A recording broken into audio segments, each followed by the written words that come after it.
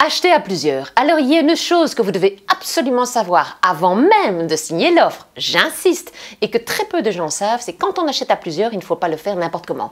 Il ne faut pas juste mettre dans l'offre monsieur et madame, parce qu'à ce moment-là, vous êtes propriétaire 50-50. Et ça n'est pas toujours le cas. Je m'explique. Parfois, dans un couple, vous avez quelqu'un qui apporte plus que l'autre, et donc on aime bien mettre une répartition 70-30. Eh bien, il faut l'indiquer. Ou vous n'êtes pas encore sûr de savoir si vous allez mettre 70-30 ou si finalement vous allez mettre tout au nom des deux et faire 50-50. Ah, ce sont des sujets délicats.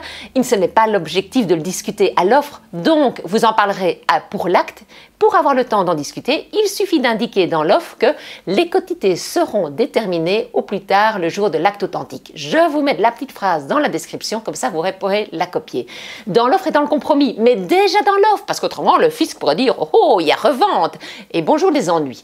Donc quand vous achetez à plusieurs, que vous soyez marié ou non, que ce soit entre frères et sœurs, ou simplement entre amis, pensez à mettre cette petite phrase magique qui vous évitera de gros soucis par la suite. Et puis aussi, un cas plus fréquent, usufruit d'une propriété entre parents et enfants. Je vous rappelle que la loi a changé en la matière, qu'il est fondamental d'aller consulter votre notaire avant même de faire l'offre. Voilà, c'est vraiment mon conseil. Toujours consulter le notaire en amont.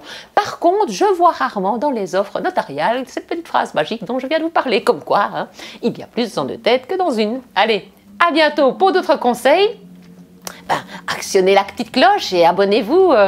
Ça me enchante toujours de voir que mes vidéos vous plaisent. À bientôt.